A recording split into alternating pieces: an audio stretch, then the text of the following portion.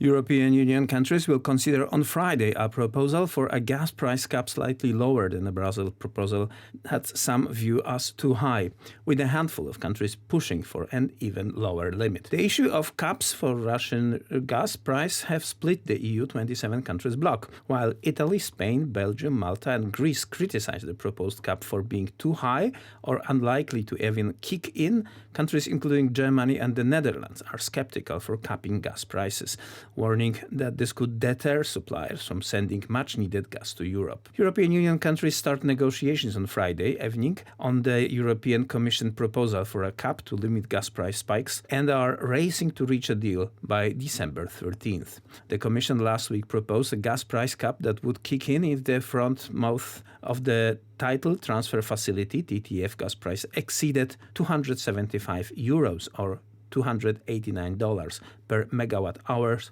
for 2 weeks and was €58 higher than a liquefied gas price reference for 10 days. Some countries criticized the original EU proposal, including suggestion it was designed with such a high price and with criteria so strict that the gap would never be triggered, and thus failed to cushion their economies from price spikes. Italian company's Enel CEO Francesco Starace said that he had been advocating a gas cap for a year exactly during an interview with Reuters energy editor David Graffen at the Next conference on Thursday.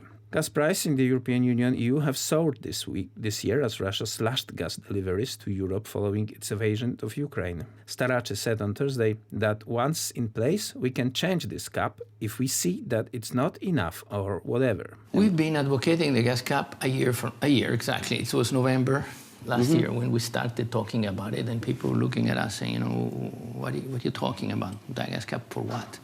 It's free market, no, gas caps are bad. So first of all, we are not advocating a price cap on gas. We are advocating a cap to the volatility of the index, the European index to which gas prices are linked, because that's where really the problem lies.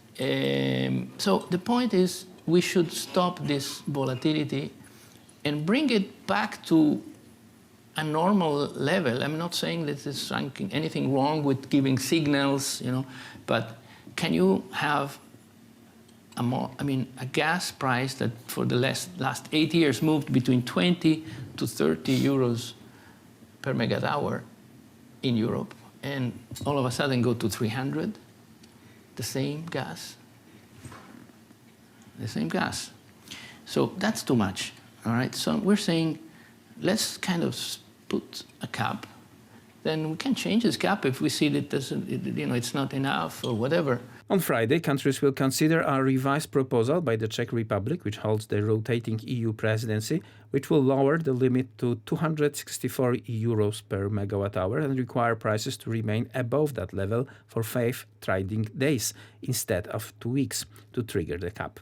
The revised proposal, seen by agencies, would also extend the cap to cover not only the front-month gas contract, as the Commission proposed, but contracts with expiry dates as far forward as a quarter year. But countries still disagree on whoever to cap the prices at all, while at least 5 countries are pushing for an even lower cap, and that includes Poland. Meanwhile, on Thursday afternoon, the price of gas contracts for January 2023 fell by over 5.7%, up to €138 per month. During the session, January contracts cost almost €165 per megawatt hour, and after 10:30 they've been valued at over €156.